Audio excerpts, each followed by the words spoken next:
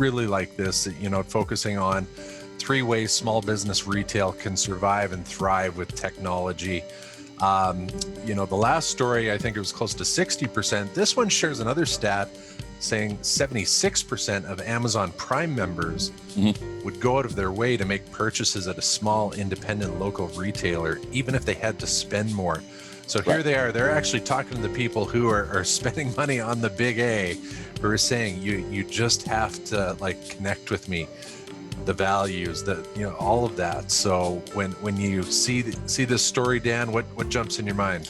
Well, certainly I recognize that they said 76% of Amazon Prime members would rather go out of their way to make a retail purchase. But it also said, this flies in the face of conventional wisdom, and it's not a trend that looks to be going away. It's part of a growing movement towards social awareness. I think it was a MasterCard survey found that 75% of shoppers plan to patronize local businesses that align with their values going forward. Here we go again, repeating ourselves. This is about aligning your purchase, the consumer purchase, with the retailer's values. And this article, Rob, highlighted 3 digital, what I'm going to call advantages.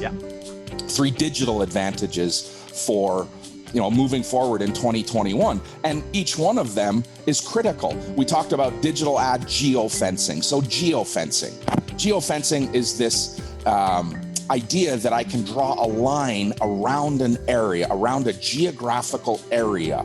And as someone passes across that fence line, when their location services are searching, I capture them.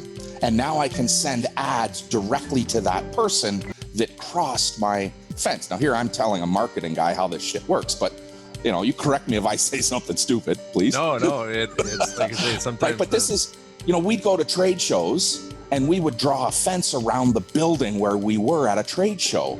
And then we would capture and serve ads to those people that crossed that fence for 30 days after.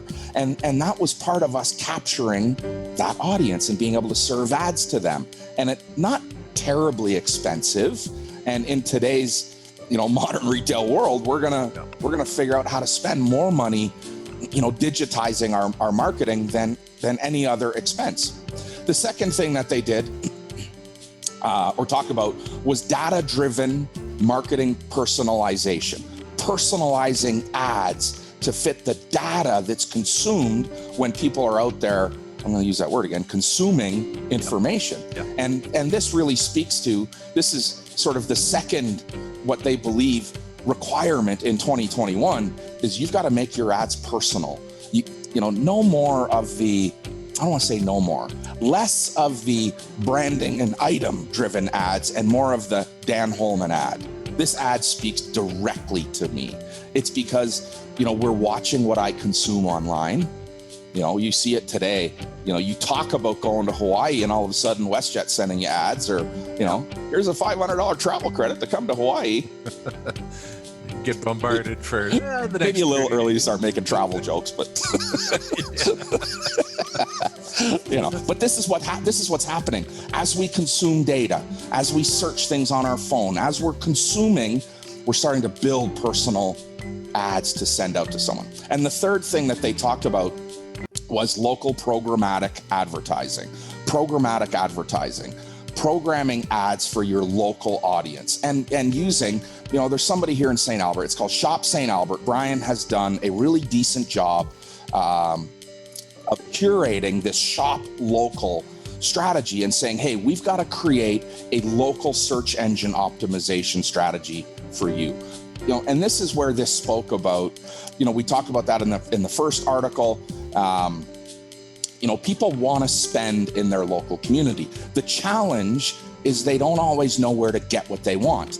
And if they go and search in Google or Bing or Yahoo or whatever you use to search, the first thing that's going to come up all the time is Amazon.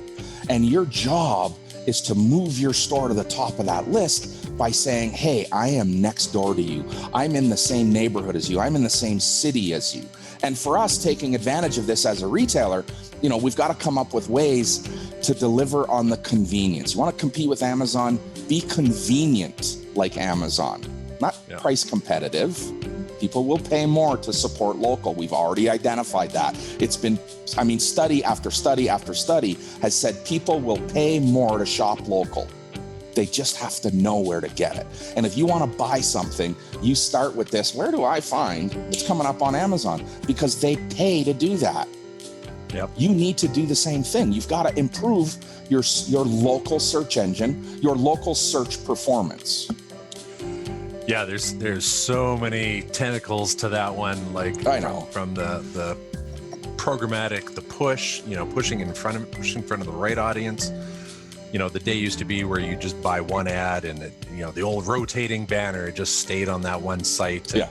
And the programmatic brought this ability to, I'm going to follow the consumer. They go from a hockey site to a barbecue site to a camping site, and the programmatic knows that this is still the same person. We're going to still show the same ad. We're going to follow them along. Yeah. On the, to your point of the Amazon, I think of that, Dan, too. We've chatted about, like, this is your skip the dishes, your Uber. It's whoever gets to them first. They're looking for I'm going to get in front of them first, and remembering that there's a huge organic component to this, but being mindful that if you Google anything, I believe it's the first 7 positions are paid. Paid. Right? The first 7 results that you're seeing are paid. And there lies that, and to your point, Amazon's typically, doesn't matter what you're searching for, that's one of the top positions. So it's finding that balance and knowing that you got to play. It's part of playing the game, and but the tools are there. And right. Some days I wish there were less tools, but there's a lot to go through. And Rob, the general audience has no idea what you just said. They have no idea that the first 7 results are paid results, that somebody's paying to get in front of you. You have no idea about that. But this is an FYI for retailers.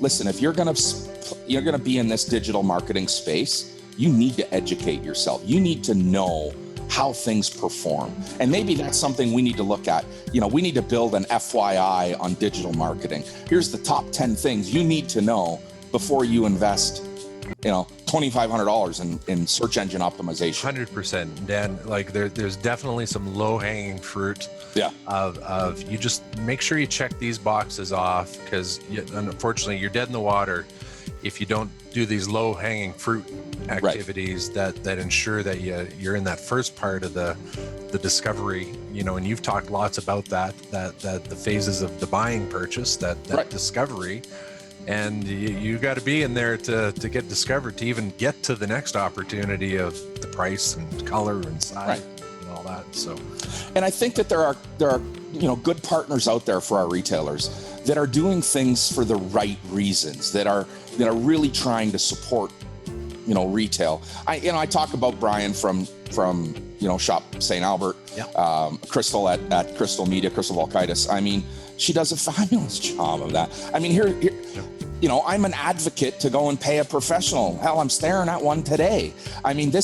There's value in bringing that expertise into your organization, and I will fight to the death, for people that say they can't afford it. You can't afford not to do this.